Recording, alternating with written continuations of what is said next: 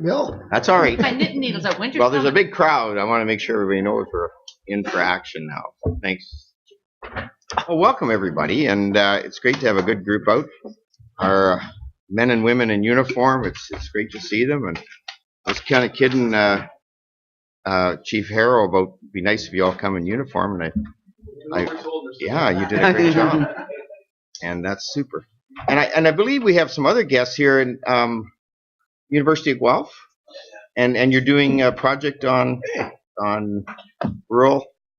But do you want to just mention what you're up to and go up to the mic, please? One up to the mic. Yeah, just No, I think it's great to see some of our university students out here in the far north, in the great white north that we are. Well, my name's Hillary. Thanks for having us. You. We're from the University of Guelph. We're doing, all four of us actually are doing our Masters in Rural Planning and Development. Perfect. And one of our assignments for one of our courses is to come to a meeting like this and look at municipal issues and the structure of local government. So I'm Hillary, that's Cameron, Aaron, and Marvin. And thanks for having us. Well, thanks for coming, and hopefully we won't disappoint. We actually our CAO is a closet planner. Planning designation, but he never lets anybody know he has it. But it certainly comes in handy. So planning is a big part of what we do. So nice to have you here. All right, moving ahead. Where are we? Motion to convene. We did that. Moved by Councillor Caldwell, second by Councillor Turton, and the minutes of the October 3rd, 2017 council meeting be approved. All in favor? Great. Okay, additional items. Have you got any? I have one. Ron, Dave, Judy, Jean, Mary Lou. Anybody else? No. Ron, you don't have one? I got the Leaf game after. Okay. Yeah, exactly. Well, that might hold you up there. Okay, that we're down to there's just the 6. Okay. Anyways, yeah, good stuff. Moved by Councillor Dirksen, second by Councillor Anderson. The Town of Minto Council convenes in the committee of the whole. All in favor? Carried. There's no public meeting. Delegations. Well, I'm really extremely happy to have the Palmerston Imperials, some of them here. I know some of them are out and can't be here, but Joel, are you going to bring up the group and we can do they really? Well, could you meet? Well, guys, look at I'm going to take this one off, okay? I'm going to take that one off, and Wayne was kind enough to give me one of these, and I'm going to put that on, and that's what you won, and this is where recognize the Imperials for winning the Canadian Pee Wee Fastball Championship this year, and we hosted in Palmerston, and a big round of applause. And Joel, if you want to come up.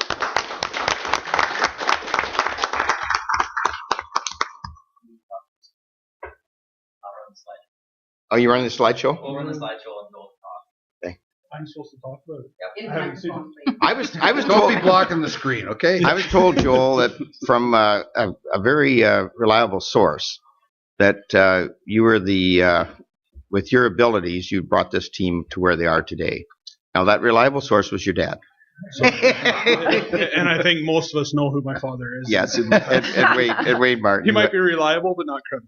Yeah. And at this time, I'd like to just say Wayne and his committee for putting it on. They did a great job and really put Minto on the map. And it was nice for us to host the championships. And well, we appreciate that, and we really appreciate the support from the town and everybody that was involved, both financially and from a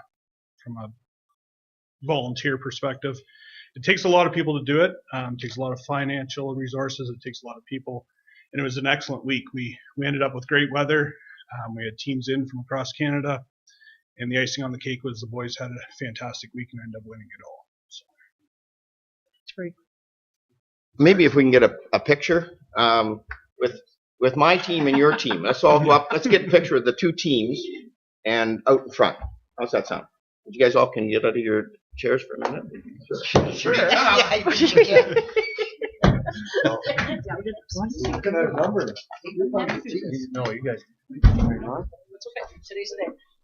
Joel's going to introduce. Go ahead. Okay. Joel, you're going to introduce the players for us. Okay. Yeah, we'll just grab that mic though. Because otherwise, I get constantly from the people who watch this on television. Here you go, Joel. Saying we couldn't hear anything. So the team was made up of players from across southwestern Ontario. Tonight we've got 3 of them here. Keegan Fisher was a catcher with the team and had an excellent week. Keegan was actually awarded with the MVP of the championship round at the end of the day. Beside him is Reese Martin. Reese was primarily a right fielder for us.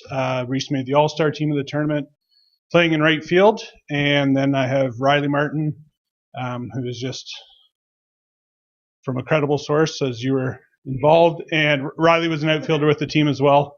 But these are the 3 guys here. We had 14 on the team, and great group of kids, and they've come a long way in the last 5 or 6 years. Reese, I just want to say I watched some of the games. You had some really tough pitchers to catch. They really threw some neat stuff. And you just barely got to know them a little bit. Some of them you played a little bit with, but how'd you find that? Well, it wasn't too bad. It's not that hard to get used to.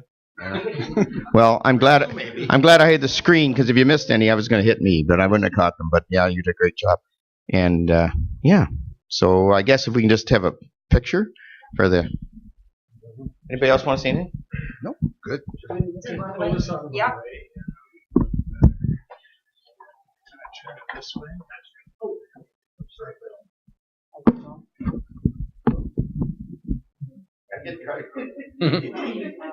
Adam figures all this. Step forward, you 2. Step forward. Yeah, and then tighten in, guys, there. And that's good. I know. You can't. You got to come up. No, we just switch sides with David. That's good. David's okay. So, swing this way a little more. No, that's good. Yeah, you guys slide back in just a hair. No. Okay. I'm done. I'm done. Okay, just a second. Everybody just look right here and smile. Hang on.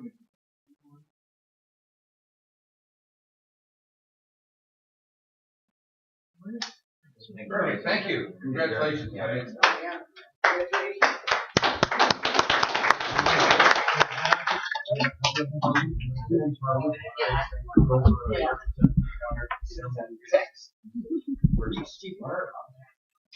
Sure doesn't look like Reese Martin. I'm sure you get that all the time. Video to show. Congratulations. They won more than that. Oh yeah. Want to show the video? Okay. Yeah. Well, that'll look then they'll keep giving it to them when they leave home. Yeah. Okay.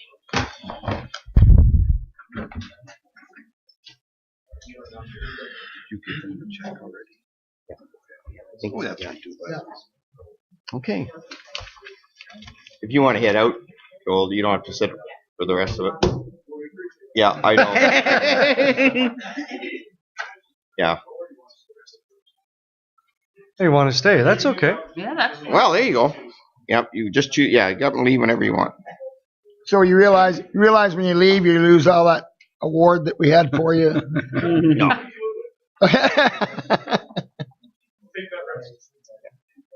Thanks, guys. Thanks. Trying. What do you got there? I'll keep going, Mr. Mayor. All right. And then any, I guess we're up to public question period. Has anybody got a question from the public? Oh, we managed to get rid of all the public. They're all left. Okay. Correspondence received. County, anybody got anything on the correspondence you want to pull out? Mary Lou. Mary Lou. Number F, the Township of Montague. Uh-huh. I think we should support that. Volunteer firefighters in Bill 148. I think we already did, didn't we? I think We we've already done have? one, and we've also gone to AMO on that. Okay. Well, through OSUM, I think. But AMO's also taking the ball and running on it. So For sure, it's an important item. Okay. Anything else? Okay, motion to, yep, sorry. I just wanted to say on item A, the County of Wellington, I read that with some interest, of course, with it being agricultural land. Yes. I think if I would have, I started making, like, I have a whole page of notes because there were things that I wondered about and so on. And then I got down to page 8, where they make that really nice chart that explains what the County of Wellington thinks about each of those issues and so on. And I think we're in good hands. Yeah, Exactly. Would have been nice to put the chart up front. This has been an ongoing. I've been sitting on planning at county and whatnot. There's some issues, but I think they've hit the nail on the head as far as on how they're responding. I think they're concerned about the things that we're concerned about. So. Mayor Bridge, the 2 planners are coming. Yes. To this meeting from the county. From the county to go over in more detail. Oh, okay, good. Because I think what we want to have this for you for information and whatever, but we'd like them to talk about it. Therefore, the public has a bit of an idea of where we're going as far as how these new changes affects us as well. So, okay, good. Thanks. So definitely, and that'll be at their next meeting. Super. Okay, and motion to accept the minutes, accept the correspondence. Mayor Faulkner, Councillor Caldwell, all in favor? Carried. Okay. Reports of committees. Maitland Valley, do you want to add anything to that? I think this is old news. Yep. 2 or 3 months old. Yeah. So I think we're okay. Thank you, Natalie. Okay. You're off to another one on Wednesday, so we'll get a more updated one, right? We'll be really updated. All right, thank you. Okay. That's the only one. Oh, James Way. Anybody got anything on James Way that they want to? Okay. And I have a motion to accept those. Councillor Anderson, Councillor Dirksen, all in favor? Carried. Okay, committee minutes, and we had just a treasure load of committee minutes from the Minto Trails Association. Maybe I should explain why there's 4 of them. Want to do that, Chair? That's great. I would Let's love talk to. about number 4. Okay. The reason there's 4 because with my stupidity, I never realized that we were a committee of council similar to PRAC and whatnot. Even though we took minutes and we've made progression and talked about what we have to do, where we want to go, strategic planning and all that kind of stuff, made mission statements, didn't realize that we should be reporting these minutes to council. So that's why you've got them all at the same time, and I apologize for that. No problem. And we're moving forward, and it looks good. Yes, I'm really pleased. We have some pretty neat people have come forward to sit on the trail committee. Dave Mallett, who is a trail walker all the time, uses it. We have Susan Forbes. By the way, Susan Forbes is in the hospital. That's why she's not going to be able to come to a meeting tomorrow. So I'd like you to send all your best wishes to Susan. And Paul Frayne, right? Paul Frayne, a teacher from the high school, is head of the KELP program, whatnot. There's some real good, bright minds on there, and it's a pleasure to work with them. He's going to be our new teacher for our new agricultural program. Correct. Leaves, which I'm really excited about. That's really good. Excited about at Norwell. Okay, good. Any other comments? Motion to accept. Councillor Elliott, Councillor Turton, all in favor? Carried. Okay, Culture Roundtable. Oh, look at you up there, Culture Roundtable. The treasurer's doing it today. Switch hats. And Yeah. Culture person. Well, you're deeply involved in culture all the time, anyways. Anyway, well, yes, Belinda's at another meeting too. So, yeah, we had a very active month in September with the Youth Action Council. I know a lot of you attended their open house last week, and some of you actually gave some money to support them. Mm-hmm. And it's really good to see. They're all fairly young teenagers and very enthusiastic, and they came out and supported our basement cafe there on the weekend too. They're up to 15 members now. Yeah, it's super. All from around. And the Live to Lead, if you haven't seen that, the live presentation was October the 6th. There's a couple more opportunities to see it in Fergus and Hanover, and John Maxwell's group, and that was very good too.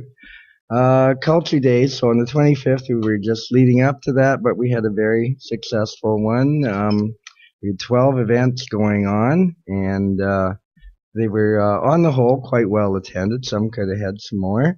And the weather was pretty good. We had a good one touring the orchards at Councillor Anderson's there, and doing a bit of stargazing, and the Filipino one was really well, and the studio, I know Wes and Susan Cowton had over 80 people, so that was good.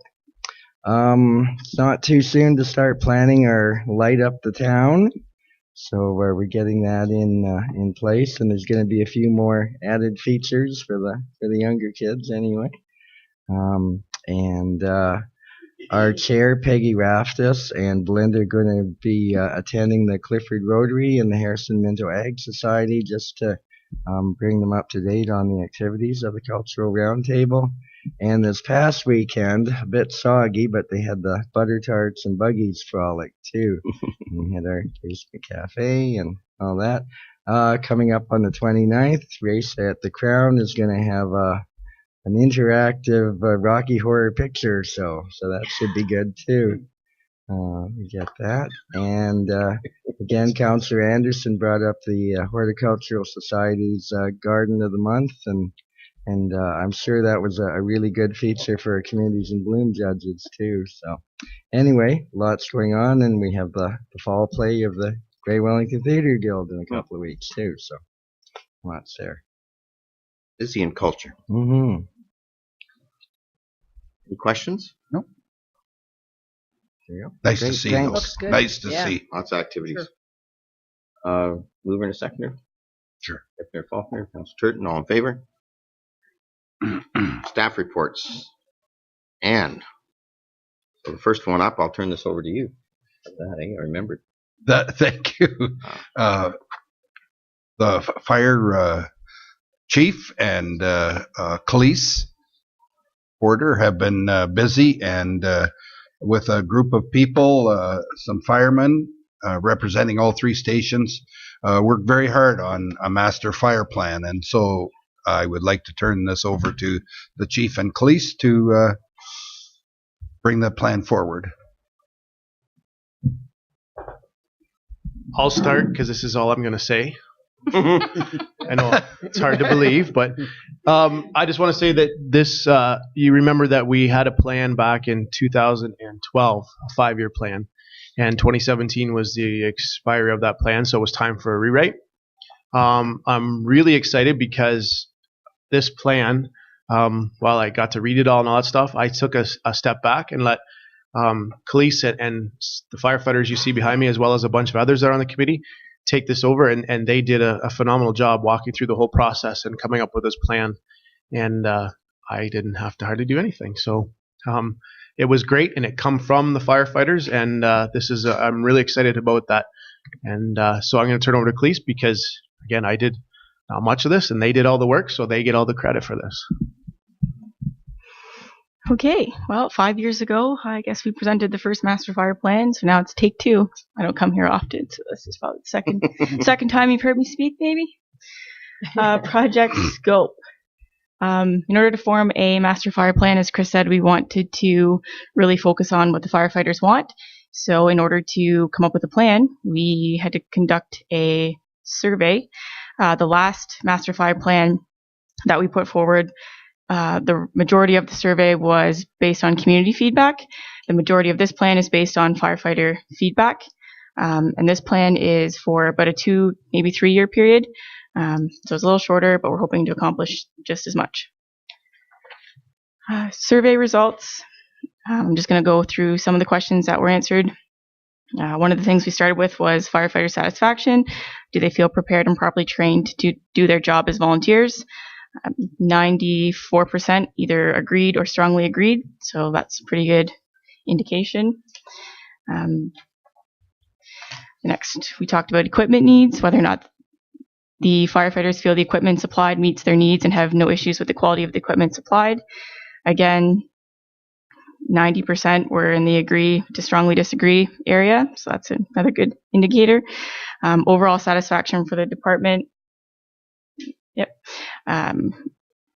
90% rated their satisfaction above a 6 in the 8, 9, 10 area. So again, we scored pretty high on that. Then we talked about things that we thought going forward the firefighters might need, be it that training requirements are ever increasing. We thought that the idea of bringing maybe a training center to this area might be a way to increase training availability for our firefighters. So we asked them if they thought a training center complete with a burn area would be beneficial to them, and most were in the yes category, with the remaining being in the maybe. There's absolutely nobody that was negative towards the idea. Would you be interested in helping to construct the center to keep costs to a minimum? The majority of the firefighters were at a yes level or maybe level. We had one person that was not interested, so most of us are interested in it. Show up. Yeah. One of the 85, right? Yeah, most He'll of be us. there. Most of us are on I track. didn't understand the question. Are you interested in becoming more involved in? Oh, am I missing? Fundraising. Let me flip my page. Okay, hold up.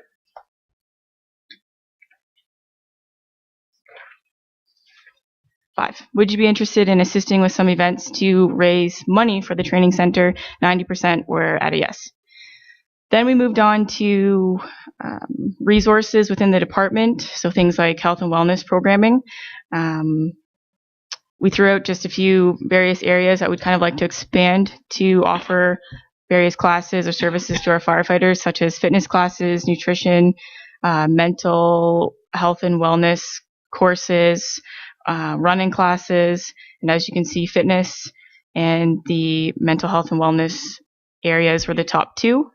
So that's something we'll work towards. Are you interested in becoming more involved in wellness program, including some learning on mental health issues? Again, the majority of respondents are looking for programming on mental health. And then we talked about technology. Something that we've introduced within the last couple of years is our I Am Responding program. We use it's to monitor the number of people coming to the fire hall once called. So they just press a button on their phone to say whether they're coming. So we just wanted to take a gauge as to whether or not people are using it, and the majority of our firefighters are. So. Then we went to open-ended questions, listing any training programs or courses they feel would benefit the organization. One was live fire training, which goes in partnership with the training center, leadership training, and then PTSD, mental health signs and symptoms recognition training. So those were the top three themes from our firefighters.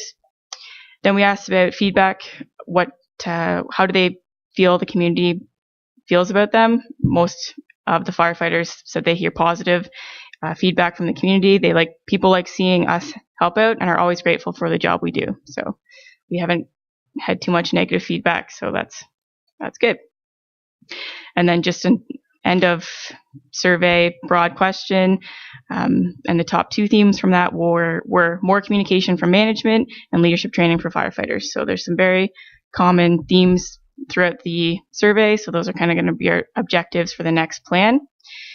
So our objectives for the next 3 years, I just summarized all the different parts. The recommendations for the master fire plan are in the back of the plan, in front of the appendix, if anybody wants to follow along that way.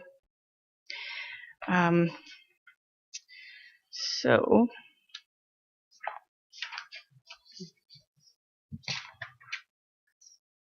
what is going on? Okay, increased training opportunities. That's something we're going to focus on. Investigating the feasibility of building a live fire training facility in Minto.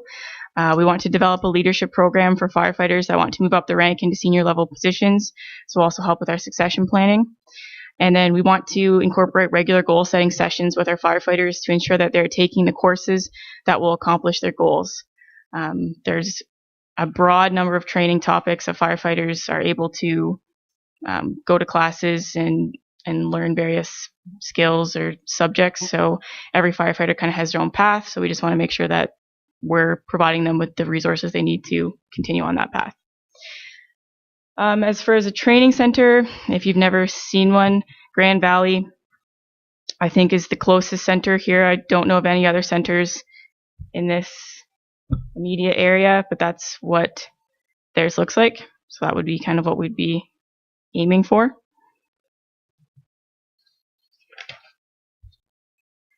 Then we'd like to expand into more health and wellness programming. We'd like to investigate the concept of a fitness cooperative for our firefighters and their spouses.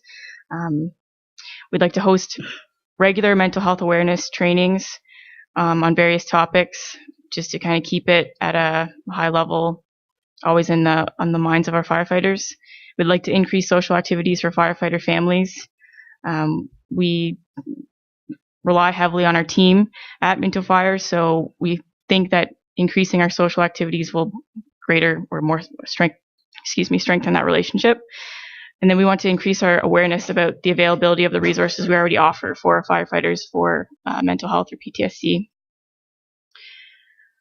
Then we looked at technology. We always want to increase our technology use if we can become more efficient. Again, I talked about the I Am Responding app. We'd like to provide more regular training and communication about the program. There are lots of things that we can do with it. We're just sort of getting into it, so we'd like to further investigate that technology and what it can do, and just regular training on technology.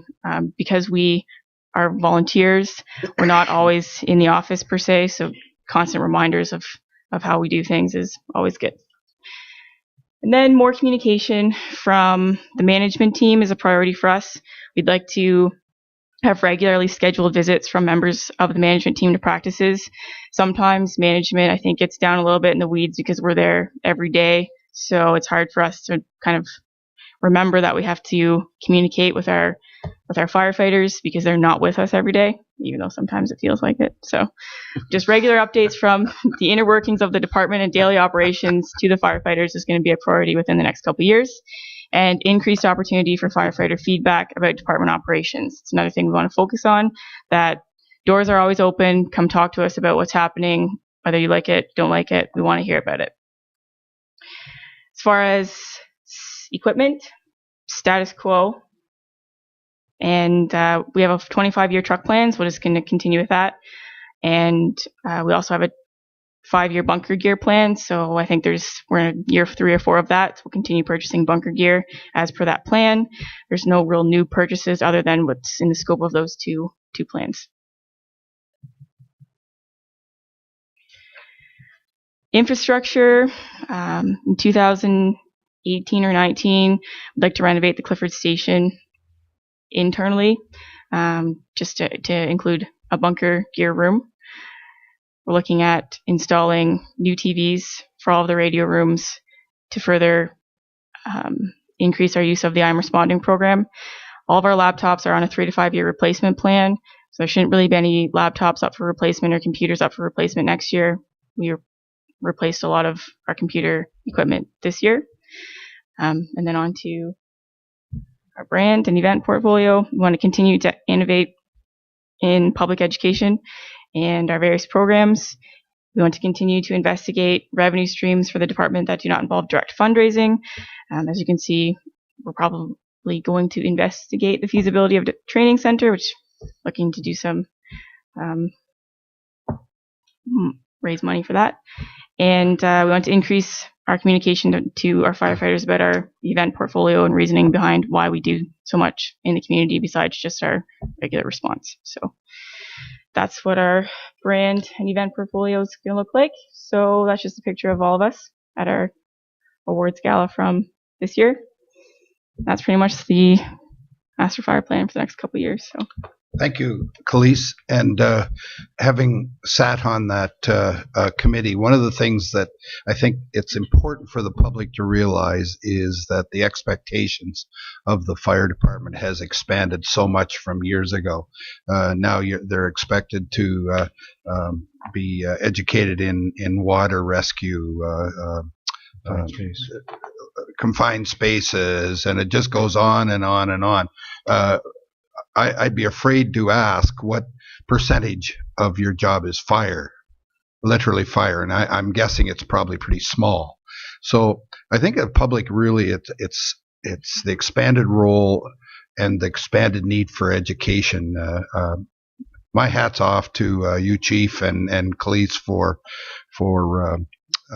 I guess keeping our fire department modern, and it's really important that the public understands the expanded role that these people have to do. And if there's, did you want to say something, or is there any questions? I just want to say I appreciate that, and I agree with you.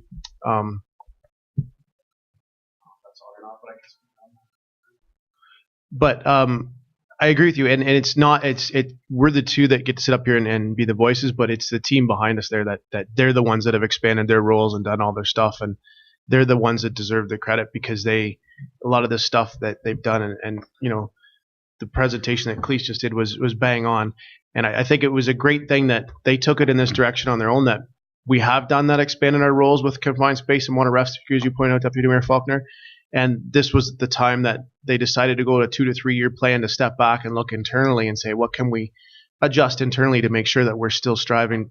Because it's the team behind me that expects, you know, the best, and they want the best, and it's good on them for wanting that and expecting that. So thank you. Yeah, you have to have the best before you can be the best. Mary Lou, or Councillor Caldwell, sorry. through you, Deputy Mayor Faulkner. Just a quick question. At the awards banquet, you had a fantastic speaker on PTSD. I wondered if there's been any follow-up training or any more on that. Yep, absolutely. So we're mandated now by the Minister of Labor to train all of our firefighters. So we have everybody on the department's been trained to the awareness level. All of our supervisors have been trained to the leadership level so that they can recognize that. We offered, not mandatory, but we offered training to all the spouses for awareness, to understand the signs and symptoms and what to see in that. And then in November, there is 10 of us going to a weekend, Friday, Saturday, Sunday, of peer support training to understand how to support our peers and work towards that. So yes, to answer your question, yes, there has, and we've experienced that. We've got all the training. Thank you. I just extend my thanks for what you did in the flood situation, and to have 85 of you available and work as long as you did, that just proves your flexibility and the ability. And the water rescue was, because we found that out 2 years before we did an exercise. We realized we couldn't go down and get anybody out anywhere. And when you saw the way that water was flowing, and the guys were tied down, and they had the boats, and they did everything what they had to do, just amazing stuff. And now, if you build this, one question I have: if you build this fire, I think Blythe has sort of had one, and now they've lost it again. Is there an opportunity for other departments in Wellington to use it? Is that the idea, Chris? Yeah, we would definitely look at sharing with it.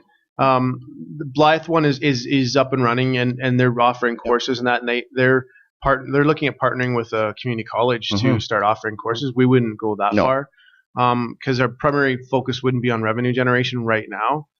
We'd want it just for internal, kind of what the model that Grand Valley did. And just for your information, Grand Valley right now has about, I can't remember, I want to say $50,000 to $60,000 invested in theirs.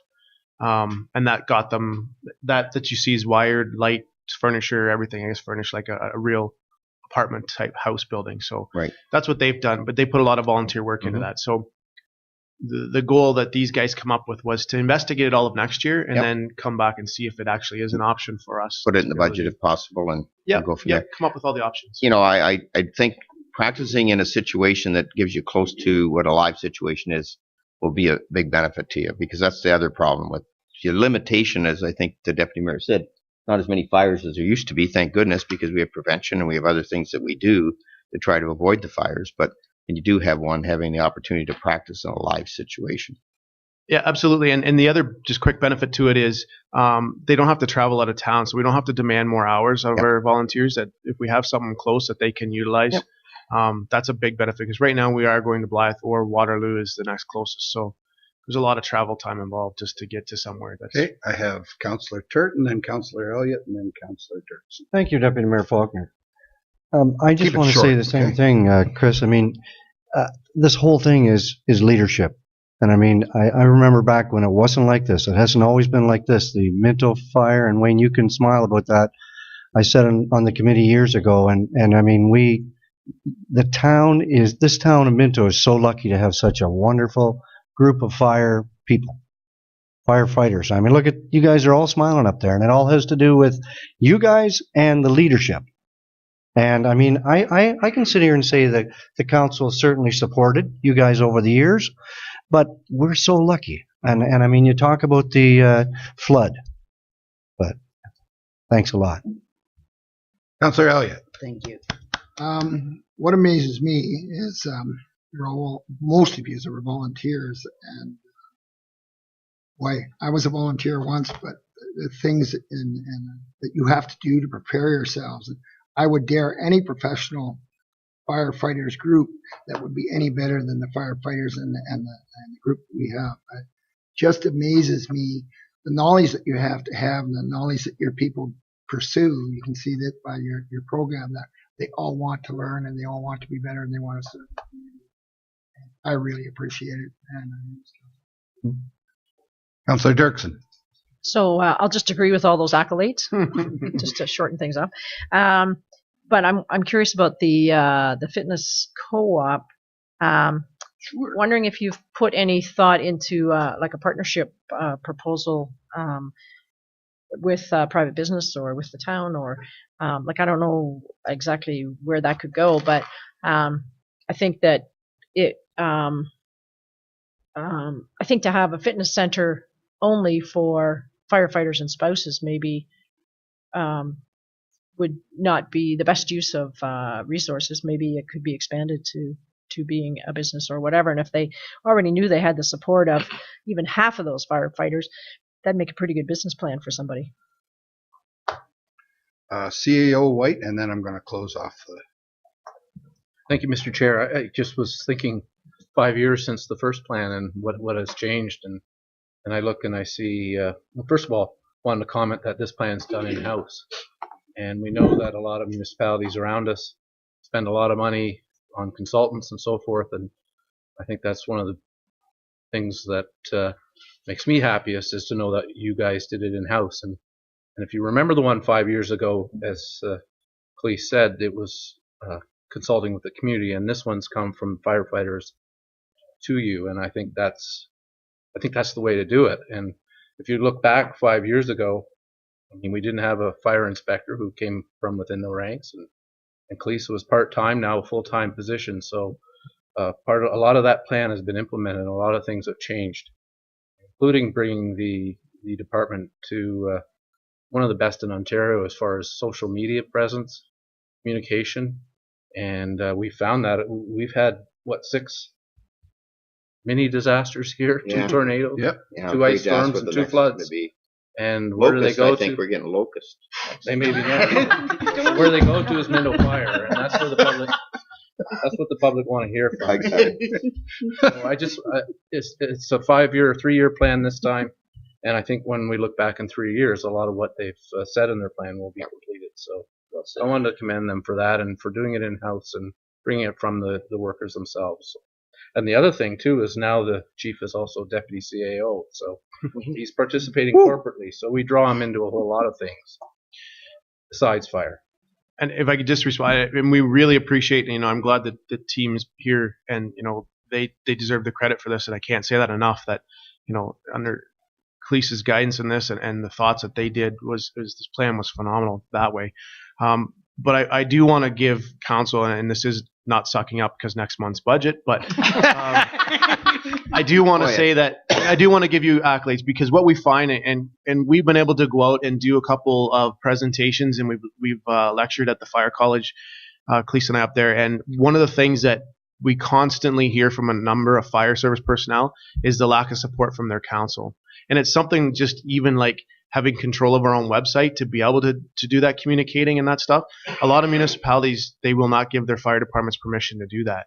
And we honestly can't believe that, because we realize it all the time that I was like, wow, we get such support from you guys to be able to do that kind of things. And we think we've proven that how valuable that is an asset to the municipality. And that all goes back to you guys giving us that permission and letting us have the freedom to do that and be able to kind of break new ground that way, because it is unbelievable, and I'm speaking for both of us, but to realize how many municipalities do not have that cooperation, and to do that is something phenomenal. As CEO White said, during that last flood, the way we were able to communicate was unprecedented. So it was great, and that's accolades to you guys.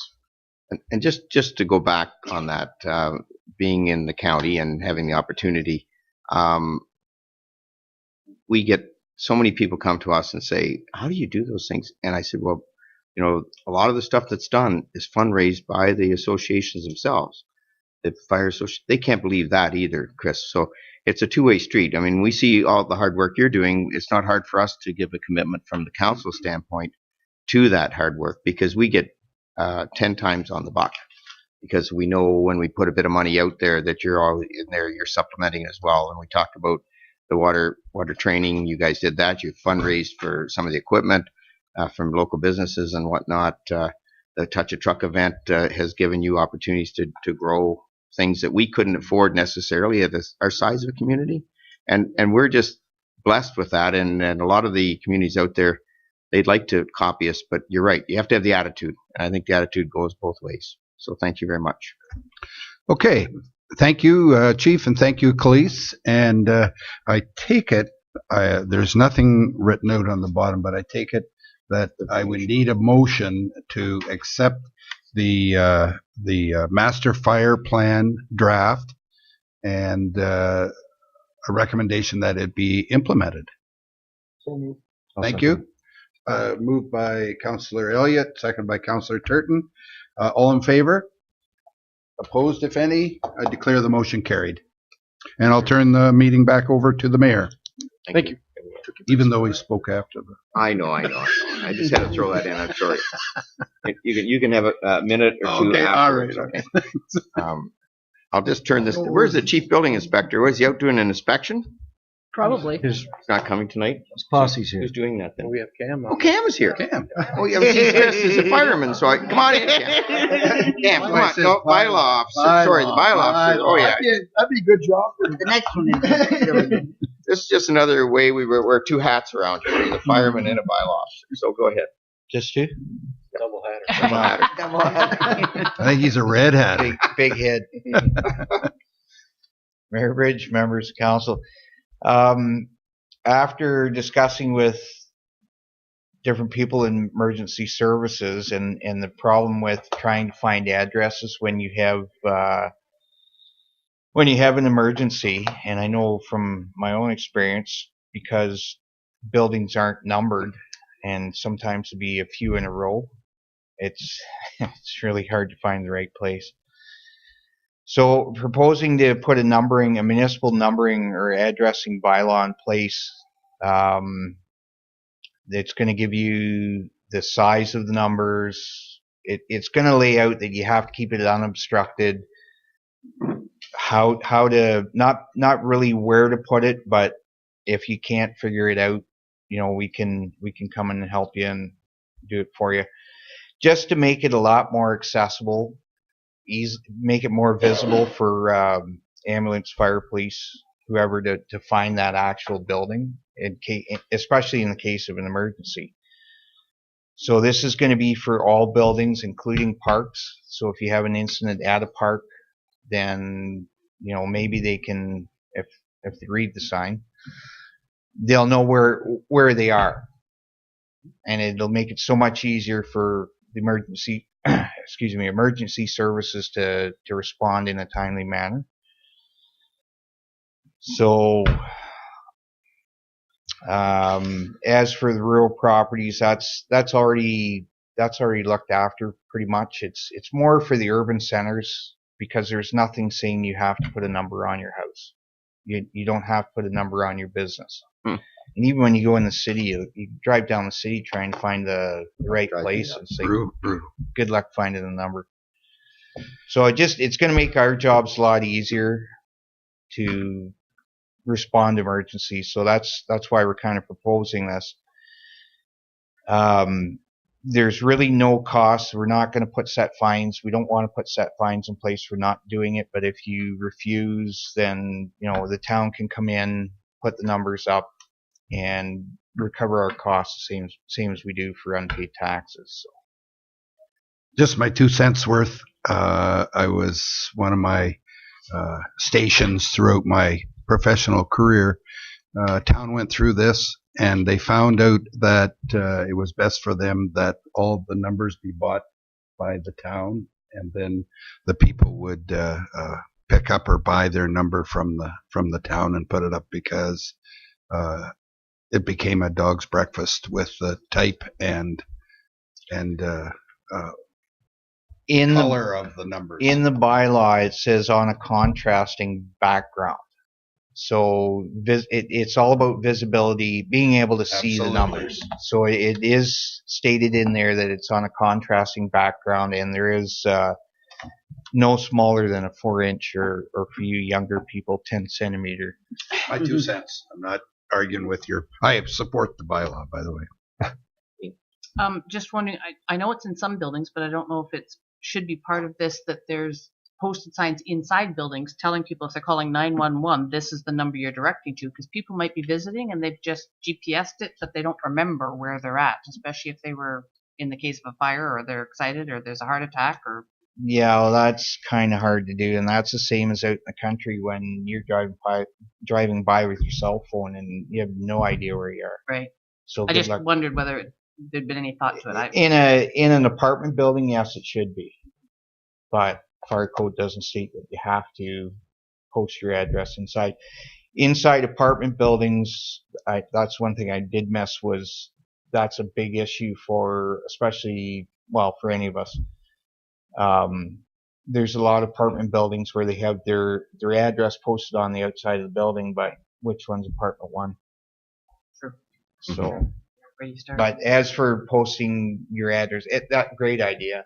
So maybe just an information thing when we're educating the public about it, because they're certainly very helpful. You have them in like the seniors building, and it just says this is the address you'd be calling for if you were making a 911 call.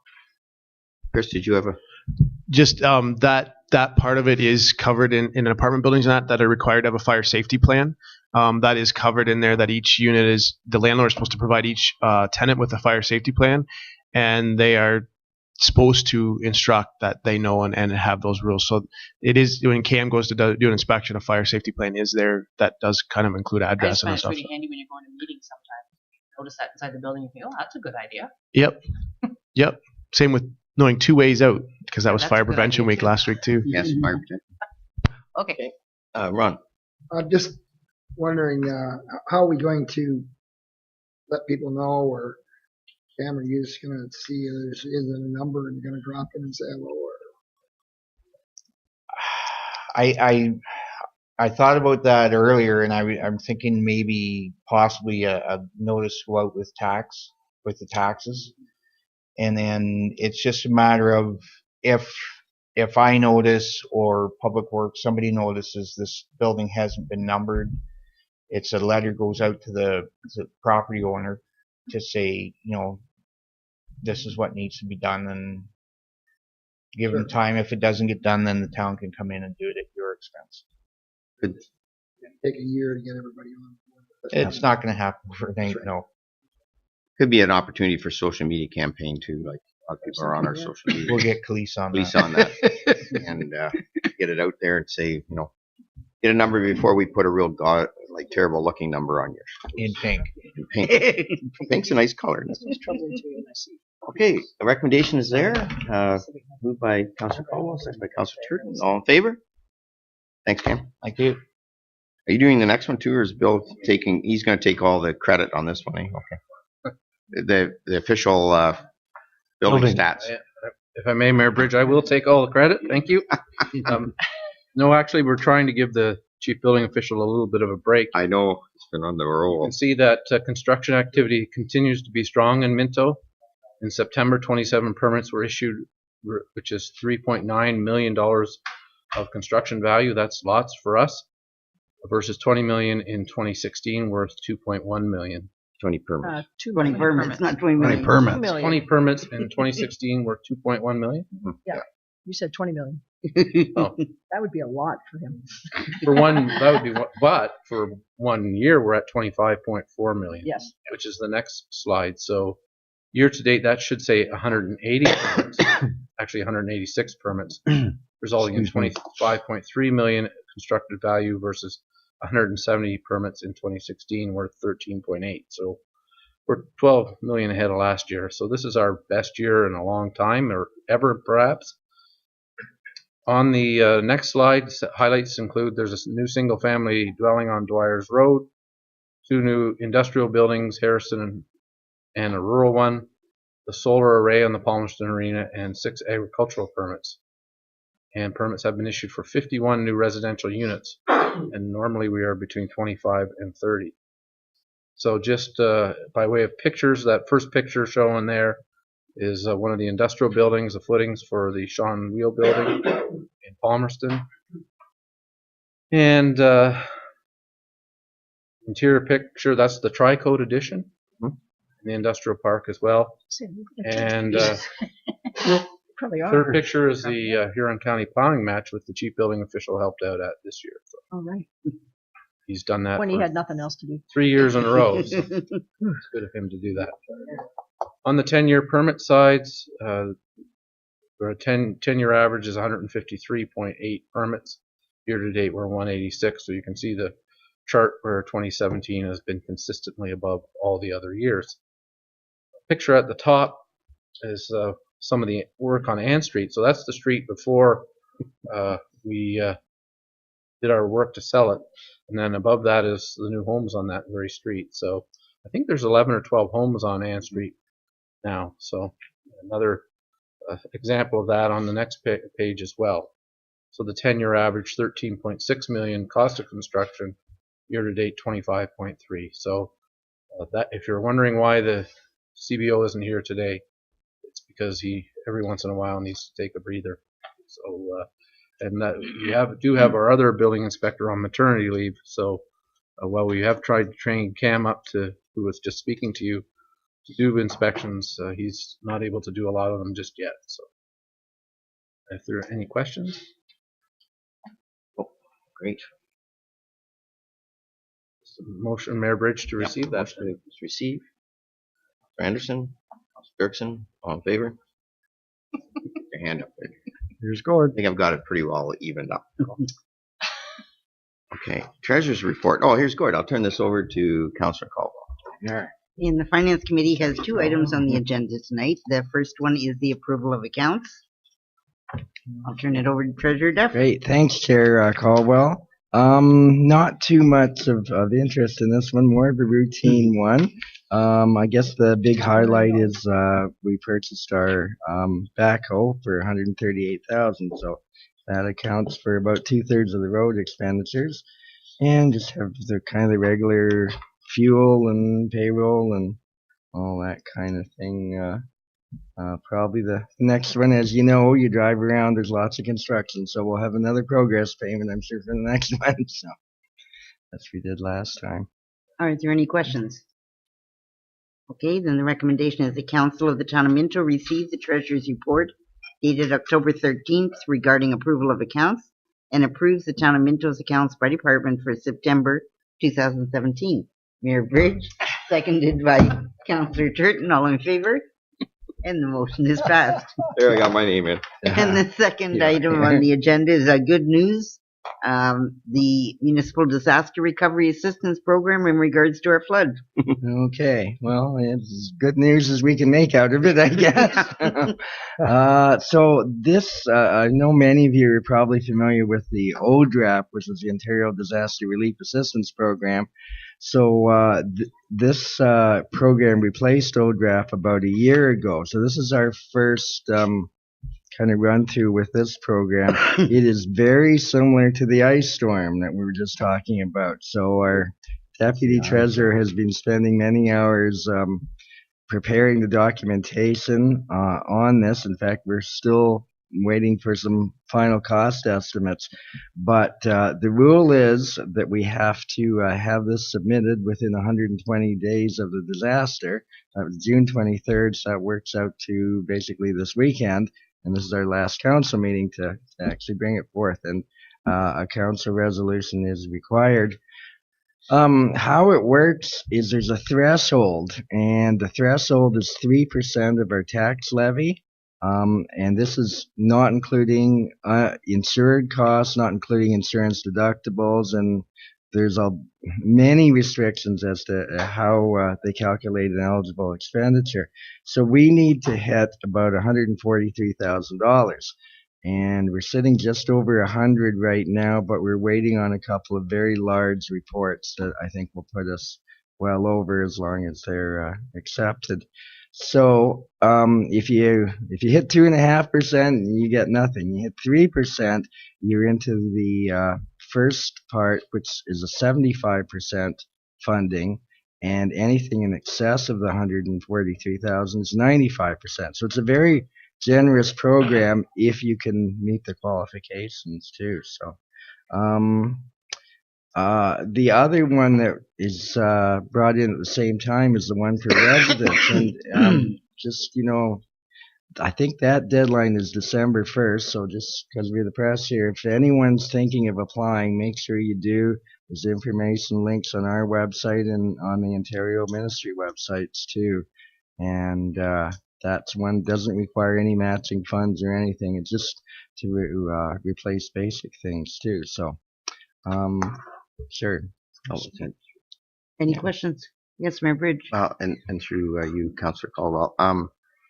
Gord, if we put the stuff in by Friday, and what I'm concerned about is municipal drains. We've got some situations out there that we may have problems in the spring. We don't know we have yet.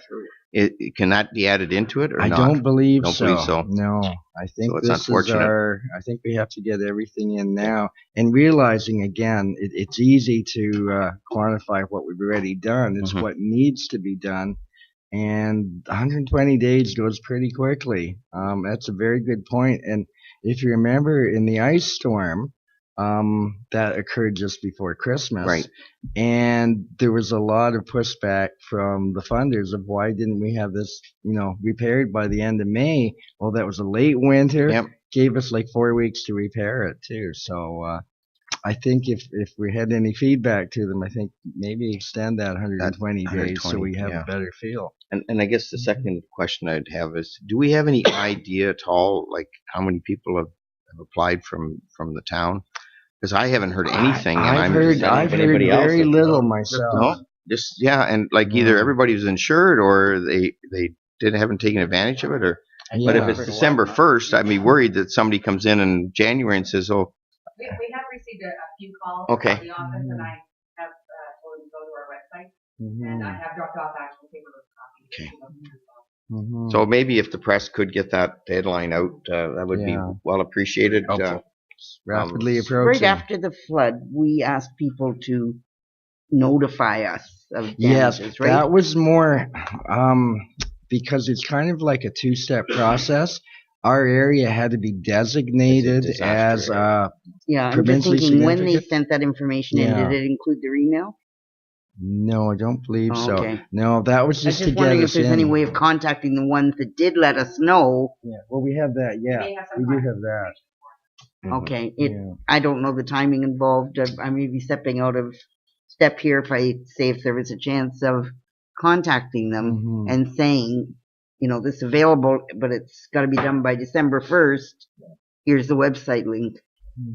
Yes, I know this problem seems to have been widespread. CBC had an article on it that people were claiming they had no way of knowing about help, and so they were giving the information out there saying if you were damaged in any of the floods in Ontario to apply, and that the deadline was approaching. So they're That's I don't know right. whether they've been surprised by they haven't had very many No, claims. yeah, and you look on the website, and as Councillor Anderson says, there's not just our flood in I think we're called Midwestern Ontario. Yeah, there was several others.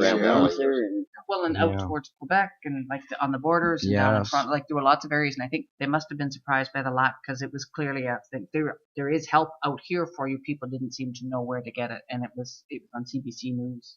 That's right. A couple of weeks ago.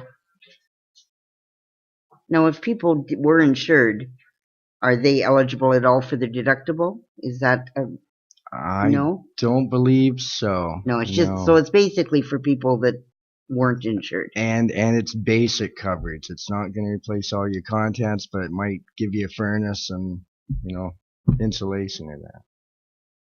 Yes, Councillor Elliott.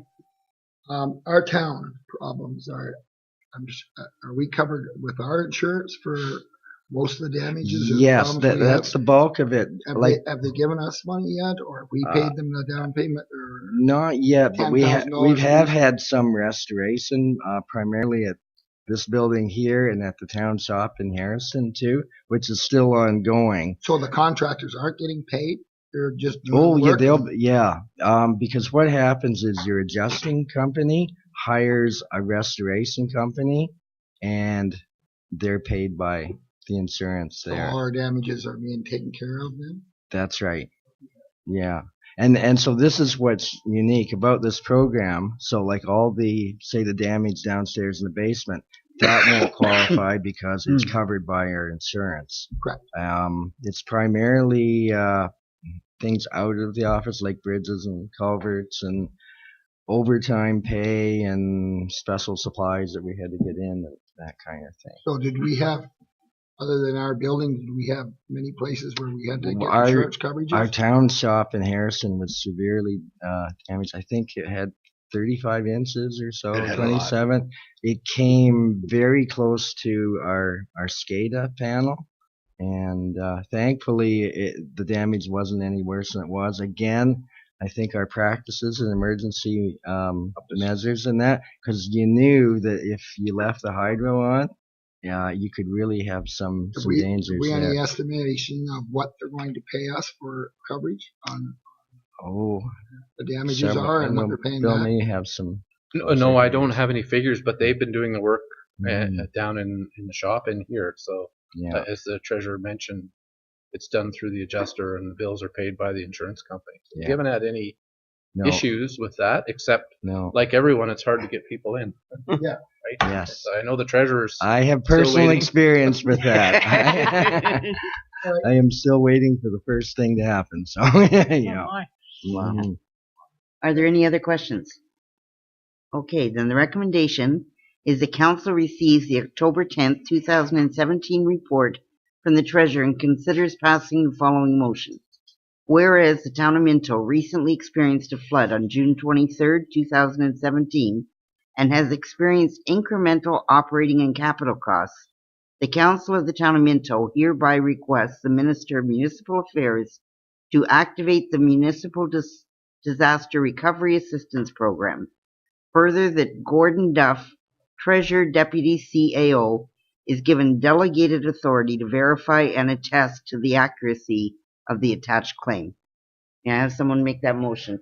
Deputy Mayor Faulkner, Councillor Anderson, all in favor? Any opposed?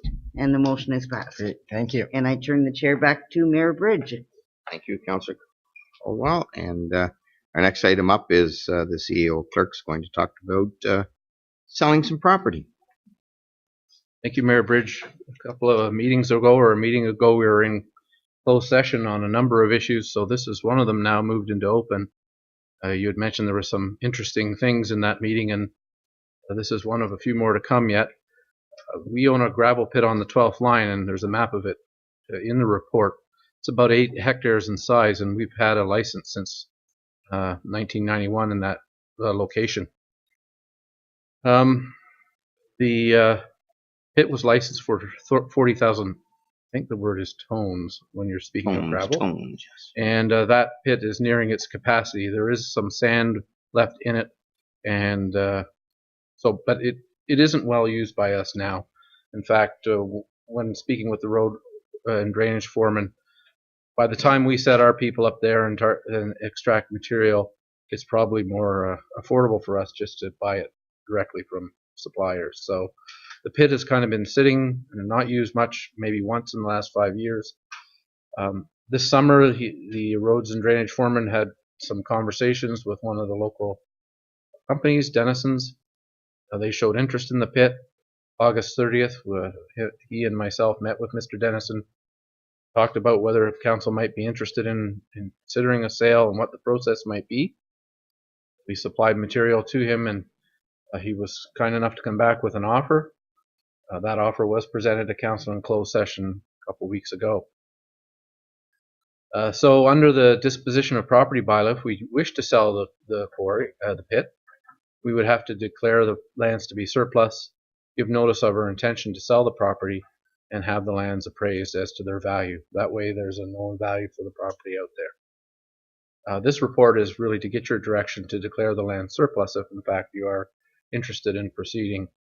What we have now at this point is a conditional agreement of purchase and sale, subject to us going through our disposition of property bylaw, and also dealing with the conditions on the transfer of the license. So what we're asking for in the recommendation is that we declare the land surplus, and you give direction to staff to proceed to issue notice and obtain a valuation of the land. The offer's for $250,000.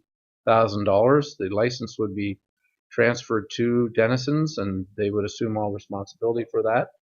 And we have reviewed the offer with our lawyer, and we reviewed the condition. There was a written-in condition from this council that be clear that there was no future liability in the municipality as to the restoration. What that does is we've been putting some money around each year for reserve to restore the site after the pit is completed. So we have $368,000 in reserve. So if this sale is concluded, we would have $618,000 in revenue for you to deal with at your 2018 budget. So I think it's a good opportunity for the municipality to take advantage of this. I think the company gains by acquiring the license, and they also have interest in abutting lands that they may be able to expand and go through the provincial process, which they're very familiar with, and expand their license and maybe get more material out of that area. But really there's no guarantee of that. We are not involved in that process if we make this sale, and our recommendation is that you declare the land surplus. Thank you. Thank you for that report, Councillor Colwell. Oh, I was just going to move it. Oh, okay. Well, you can. Is there any questions? I'll second. Second, is there any questions on it? I think we've talked this out pretty good, and I think it's a great opportunity. So, all in favor? Carried. Thank you. Perfect. And next, nothing but good news tonight. Mayor Bridge, you get myself again. I get to give all the good news, so it's always nice. Always. Clare Ridge Estates request for model units. We did have on September 3rd at our council meeting, a couple of subdivisions were in the negotiation stage. So this is a next step for Clare Ridge Estates. They would like to put up 2 model units. In your report, there's a diagram showing where these would be. They're right behind the existing house that's under construction on Prospect Street. Under the model home agreement, which we've drafted up and which the owner has either signed or is willing to sign, they would not be habitable as model suites, and he would post a $5,000 per unit security when he obtains the building permits. These 2 buildings are within phase 1. Phase 1 is trying to move ahead with this year. It's just 4 homes, but to get started and get people in, this helps him by having these model suites in place. So a little glitch that we added in, because we do have the subdivision agreement on for execution tonight, is we would like to have that agreement signed and the security under that subdivision agreement posted as well. So we'll have a signed subdivision agreement, a posted security for phase 1, signed model home agreement, and the $5,000 per unit on the model suite. So I think we'd be pretty well assured that this project is going ahead, and if it didn't go ahead, we would have sufficient security to go in and take care of business if we had to. Let's call it. For you, Mayor Bridge. So they're building 4 units in total on phase 1? And are these 2 model units included in those 4, or is it 4 plus the 2? They're included in the phase. So essentially, if I may, Mayor Bridge, through you, that they're basically trying to get a jump start on getting these homes constructed. Right.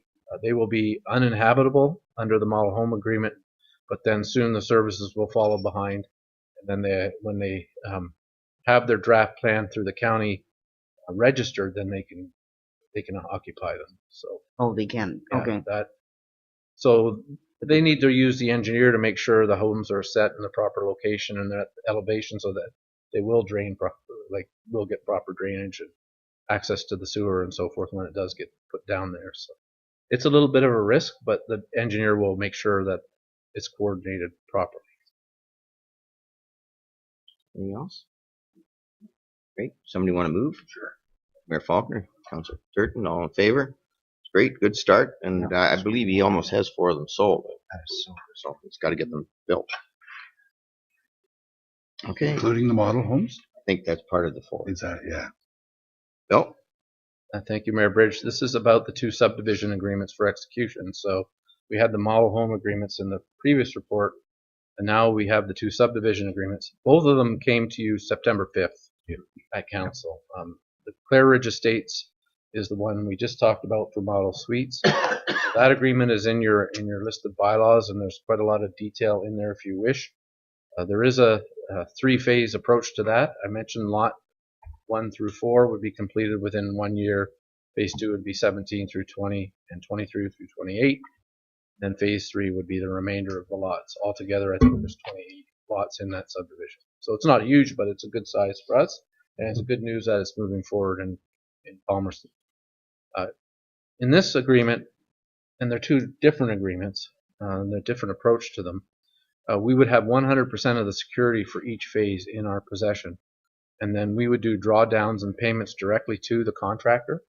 So I personally like this approach very much, and the developer likes it as well. So I think we're being very accommodating by doing it in this fashion, but I think it works for both, particularly where we're sharing an engineering consultant.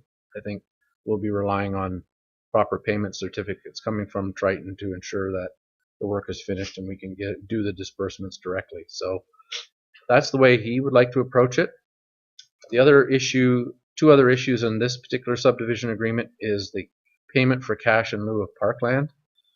For this subdivision, it's $15,000 is what's been negotiated. For those who don't know, you can't just collect any amount you want.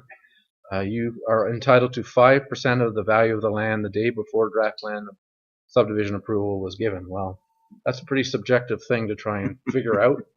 So what you basically do is you negotiate a figure that's acceptable to everyone. So in this case, the $15,000 must go into a parkland reserve. And now under new reporting requirements under the Planning Act, the treasurer will have to issue an annual statement showing where all those funds are going. So he doesn't, he goes to treasurer jail. So Does he go or do we all go? Bill? I think probably have trouble finding a spot. Just be the treasurer on that one. We don't all have to go. Just the treasurer. That's always. That's good to know. Last but not least, we had a bit of debate over Derby Street Derby, the unopened road allowance. Yep. And we had a lot of feedback actually after the meeting from people who lived along that unopened section of the road, and from our staff. We had a discussions with the mayor and others, deputy mayor. And so the agreement has been written, and the developer has agreed that there would not be a public walkway through the side lot 23 down the unopened section of roadway. So that will not be a public walkway link. Putting my planning hat on, I might have wanted to suggest we had that, but in consultation with our staff, our fire chief, chief building official, public works people, we believe it can function just fine with the sidewalks that will be in the development. So that's Clare Ridge Estates. That subdivision agreement is in there. If you have any questions about it, we can speak about specific things in there. Creek Bank Meadows was the other subdivision. It's quite a bit larger, has a few townhouse blocks in it. You'll recall when we did have that report September 5th, the issue was how much security would we have to that. So in this case, it's written 50% of the total cost of an individual phase. And so that's been written in, and the wording on drawdowns on that is pretty clear. We will always have 110% of a particular phase in our possession. So it's a little bit smaller amount of security at the front end, but the drawdown and the amount we have ongoing through the entire subdivision is basically the same as the other one. So that's been written in there. One of the issues that the developer wanted was a sidewalk on Main Street. There was some discussion over timing for putting that sidewalk in, and we've agreed that we would do that whenever the town is ready to do that, and probably when he puts his sidewalks in. There was some talk of whether it could go in sort of next year, but that's going to be a pretty busy zone in there when they get going. So our public works people and others believe we should wait and do it when the street's ready to have it done. The other thing in this one is that there'll be only a granular road base when some of the permits are issued. In both cases, the subdivision agreement would like to see first lift of asphalt, but there is an option to go with just gravel, particularly when you get into these later winter starts. You won't have pavement probably, but you could have people in there living on gravel roads, but that will be the developer's responsibility to maintain them, not ours. So last but not least, as far as Creek Bank Meadows goes, we do have Right Haven Homes out of Fergus with an interest in that property. And I thought I'd mention it is on their website, and that's a well-known developer south of us, and we're kind of excited to see them come to our community. I think it's very interesting unit designs that they have, so I just wanted to mention that. The developer of the other subdivision is aware of them too, and I think they both can provide a very quality product. So we're very excited to see these two subdivisions moving ahead this year. Questions?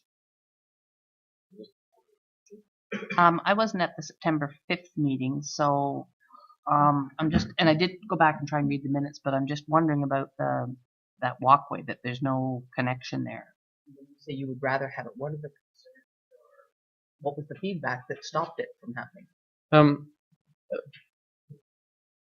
I think there's an issue of privacy that people have living along that unopened road allowance. There's a question of where the sidewalk or the link would go once it got out to Toronto Street, and that probably preferable to do the sidewalks on Prospect Street and within the subdivision and direct people out to that. That one particular home, lot 23, would have a 20-foot pathway beside it, or a 6-meter pathway beside it, and they were concerned about how that might impact on that particular lot, and how that might impact on the homes that are in behind in there. So when we didn't need it as an emergency access through the fire chief, it's certainly not something that I'm concerned all that much about, really. And frankly, one day the road may be open, because there are lots in the backs of some of those properties that could be developed. So I think we still have good development even if we don't have that link through there. I guess, Gene, one of the thoughts that I had too was we've got that Toronto Street is such a busy street, and we have we put the crosswalk, the flashing crosswalk that people can stop. Right. So I don't want to have another entrance just down from that, because make it at least, kids will probably walk through there anyways. But having said that, but at least the sidewalk is there. We can direct them to that, get them to the safe crossing to go to the school, rather than jump out in front of something, a truck that's going along that Toronto Street. I believe that was a concern of one of the citizens. Yeah, and I could see that. So that would be one of the things. Okay. On the other one, sorry, Councillor Elliott, did you have a? Yeah, I think it's very exciting right now that we've got a couple of phases coming forward in residential, and our industrial lots are all filling up. They're going to need employees. Employees are going to need houses to live in. This is win-win. I think it's great. The timing's perfect for everything to come together. It seems to be falling together, and our town is going to do nothing but improve and increase and grow. Yeah, thank you, Mayor Bridge. I was going to say exactly the same thing. And to have a couple of local developers that have history in Minto, I mean, the two gentlemen I'm thinking of here have brought Palmerston a long way with their development, and Hairston and even Clifford. So it's really exciting. Great times. And I just wanted one item on the walk the sidewalk. I agree with what CO White has said about, but I think we will build that sidewalk. I mean, I don't see why we wouldn't once the subdivision gets going, but there's no use doing it when you got trucks breaking it and everything else. So, because we're a walkout community and since we brought it out that far to the apartment buildings that are out there, it's really helped people walking from there because it's a busy, again, that's a busy road. So we're a walkable community. So I would go back to the developer and say, definitely we will do that sometime. But I think you're right. There's no use doing it until a lot of the construction at the front end of it is done anyways. Because we'd just be putting something in that would get ruined. And there is a good sidewalk on the other side of And the there street. is a sidewalk on the other side. You just have to cross. So. Plus, it's got to tie in with the entrance to the subdivision. So, but I definitely want to make sure that we keep this as a walkable community. And I just also say that, you know, we were talking about the industrial park, and you know, one of the biggest problems we have for workforce attraction is accommodation, and having 2 of these subdivisions getting off the ground is going to be a big win for us going forward. TG Minto, I had a meeting with them the other day, and they're excited about the fact that this is coming forward. So, thank you, Mayor Bridge, and it's really exciting for you that you guys are here. And one of our biggest problems here in Minto is hiring people. Yeah. Our unemployment rate is extremely low. It's under 3. And we've got 2 or 3 employers in town that are looking for people. And we're looking for young, bright minds like you folks. So if you haven't got a house, come on up. These would be really reasonable. I'm really glad you guys are here. Got all kinds of jobs. Okay. Motion to accept the reports. Sure. Deputy Mayor Faulkner, Councilor Turton, all in favor? Very good. Good news. Another one. Yes, Mayor Bridge, the Minto Road lift station in the Palmerston Industrial Park. I heard one of the councilors mention that we're selling out our industrial land. There is a map in the report for you to have a look at. It's interesting how fast things have changed out there. We did a class environmental assessment in 2008, and there wasn't a lot out there at that time, just a few employers, but council at the time looked ahead and they talked about servicing Minto Road, and they talked about a road being west of Minto Road that would end in a cul-de-sac or an extension. And sure enough, a few years back we built Frank Lambier Court with 7 industrial lots on it, and those are all sold.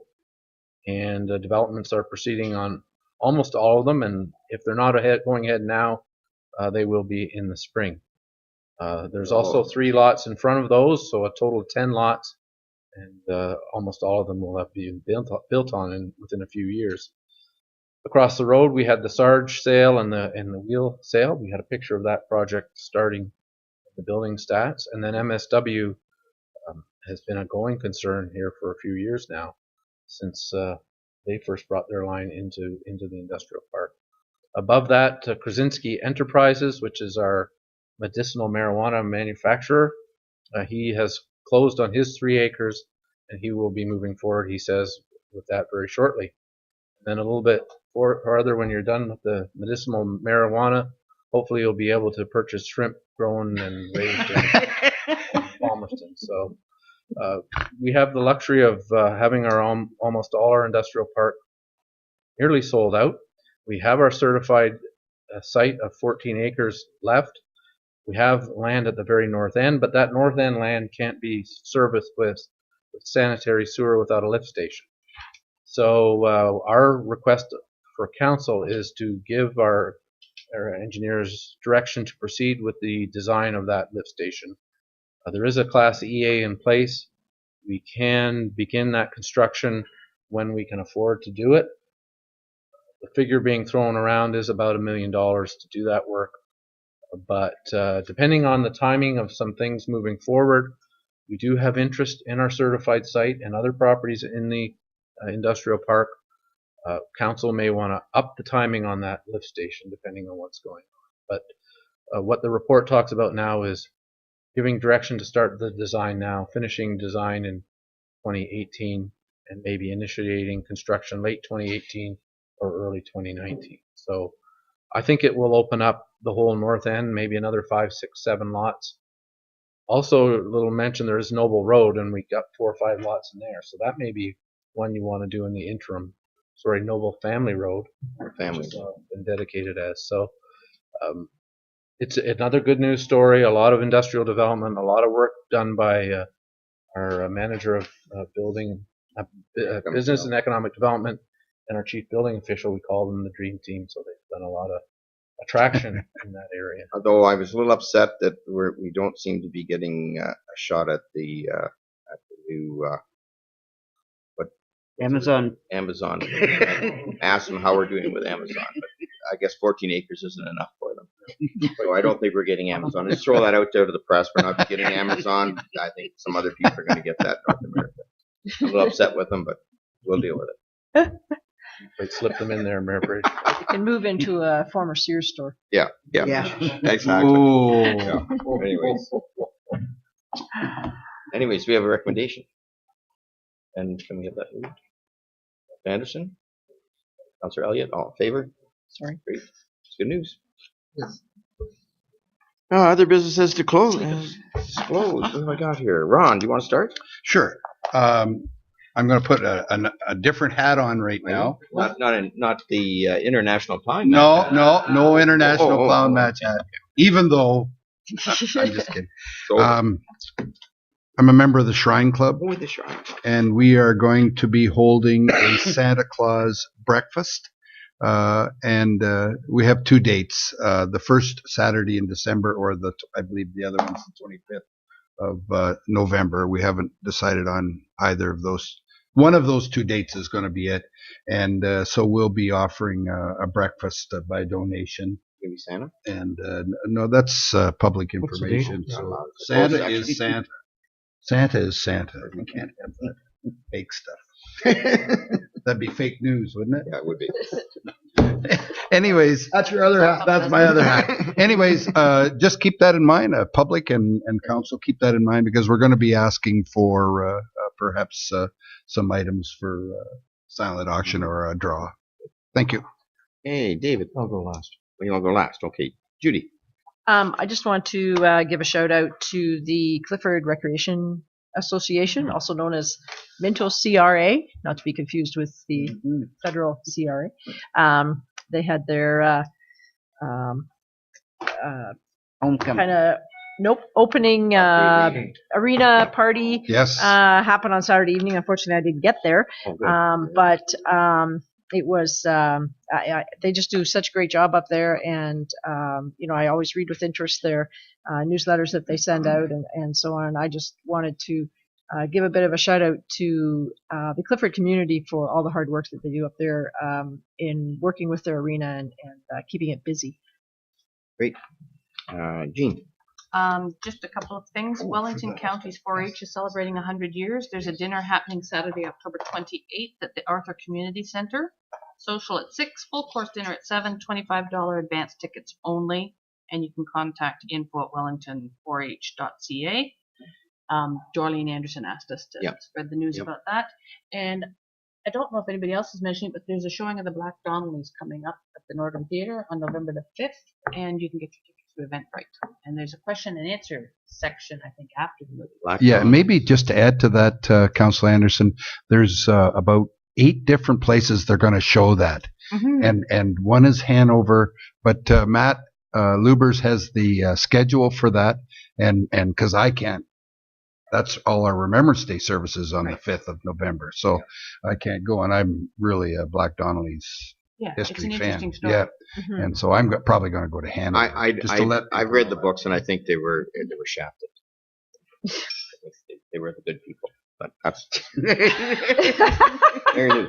They're relative. We should stand up and sing "Oh Canada" here for a second. Hey, Mary Lou. Okay, I have 2 items as well. If you want to mark in your calendars, the Chamber of Commerce Christmas get-together is Monday, December 4th at Harry Stone's. I'll get back to you with the time, but I think it's November 6 4th? o'clock. December 4th. December 4th. And what is that again? The Chamber of Commerce. Yes. And the other item is on behalf of the Legion. I just wanted to thank the town for the banners that are up on our light posts. I know that it Look awesome. They look fantastic, And they're in Palmerston now too, as well as in Harrison, which is wonderful to see. We're going to get to the point where we've got so many they're going to go to Clifford because we're running out of room. But that's wonderful to see that happen. And I know it's a lot of work for the town to put them all up. And on behalf of the Legion, I just want to thank them very much for making that happen. And just on the Clifford situation, Mary Jean talked me through the Harrison Legion. They're going to look. People are already coming out of Clifford asking to have Clifford veterans going up to Clifford. Oh, isn't that wonderful? And we'll do it once we replace the poles. After the rest, we do the road work in Clifford next year. So I told her that. So I think they're going to develop the list now so that they'll be ready to go once the poles. Hopefully by next November 11th, we'll have that done, that construction done, and we'll be able to put them on the poles. Right now they can't. There's no poles for them to go on. So. Just so our audience knows, the local legions have started a project that the families will purchase banners for veterans, and they're placed on our light poles from October 11th to November 11th each year, and then taken down on November 11th and posted in the legions. Their picture and everything is on the banner. It's a wonderful. Pretty cool. Yeah. If you're driving through if you're going back through Harrison, then you'll see them. And a lot of towns have picked up on it and started to do it as well. Hey, what have I had something down here and I can't remember. No, you're going next, David. I'll have a chance. Okay. Thank you. Sitting at the table tonight, opening mail. My wife and I were in Paris for a couple of weeks. Oh, I know. I just wanted to. The one thing that I do remember was the hospital telethon. Oh, yes. I wanted to make sure that was talked about. Yeah. And I was hoping, I wanted to go last because I was hoping Mrs. Dirksen would talk about it. So you're right. I should have. I apologize. Thank you. Oh, you're on that. So don't forget. Did you want to? Well, just be aware that it's on, right? Just bring everybody aware that it's happening this Saturday, and so pick up your phone, make a challenge, donate some money to our local hospital. It's very worthwhile. Chris, did you have something? And just if you get that, the Palmerston Station's firefighter breakfast is up. Oh yes, right. That's my bad. That's okay, but they donate. Part of the proceeds go to the hospital to kick off the fundraising for that. So 29th? Sunday the 29th, 9 to 1. Great. And they have bacon for Bill. Bacon once a week. You're allowed bacon once a week. Okay, good. And I can't remember what mine is now, but I'm sure everybody covered it. Well, there's the lots of it's cultural roundtable. We talked about lots happening with the light up the town. Yes, it's actually going to be and men's night. Men's night this year, which is a very nice idea. Yeah. And I was going to say that. That was what I was going to say. Have the ladies' night, and we can never go to the ladies' night. Finally, equal right. Credit for that idea. Yeah, and so I expect that'll be a big boom to the economy when all the men get out there. Oh, aren't we great Well, shoppers? and this time you can go and actually buy a present your wife would like because she's written it down on her wish list. Oh. There's And some she's been message there to the the night. man. Oh. And she's been there the night before to see exactly where it is. I know. It's all been set up Just perfectly. making it easy for you. It is nice. It is nice. I'm really The night appreciate before?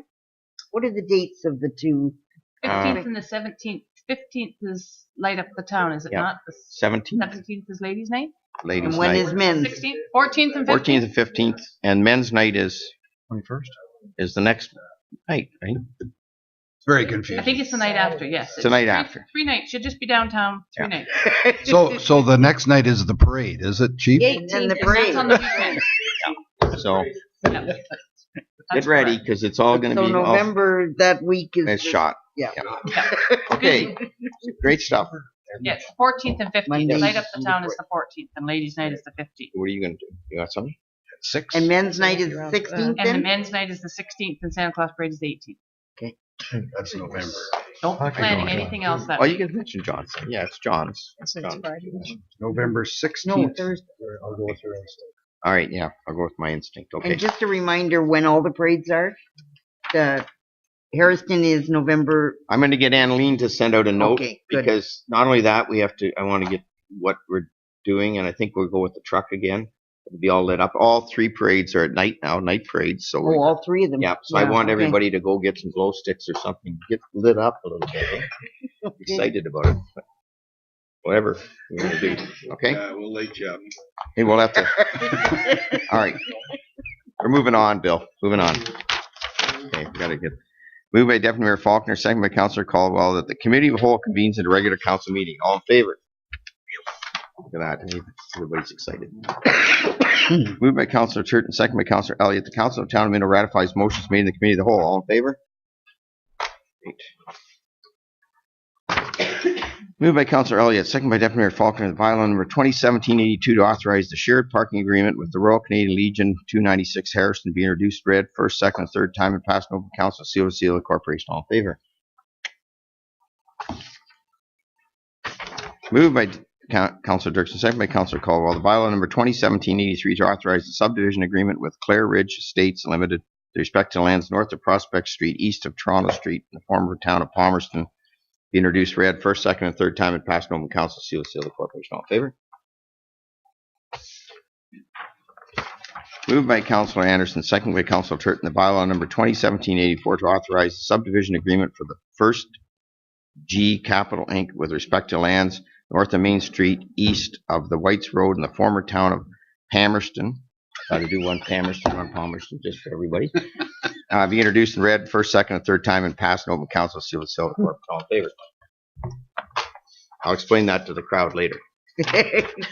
Moved by Councillor Turton, second by Councillor Dirksen, the bylaw number 2017-85 to establish the municipal addressing system in the town of Minto be introduced, read first, second, and third time, and passed an open council seal to seal the corporation. All in favor? Moved by Councillor Caldwell, second by Councillor Elliott, that the bylaw number 2017-86 to confirm the actions of the Council of the Corporation of Town of Minto respecting the meeting held October 17, 2017 be introduced, read first, second, and third time, passed open council seal to seal the corporation. All in favor? Carried. Moved by Deputy Mayor Faulkner, second by Councillor Anderson. The Council of the Town of Minto adjourned to meet again at the call of the Mayor. All in favor? Thank you for a good meeting, everybody.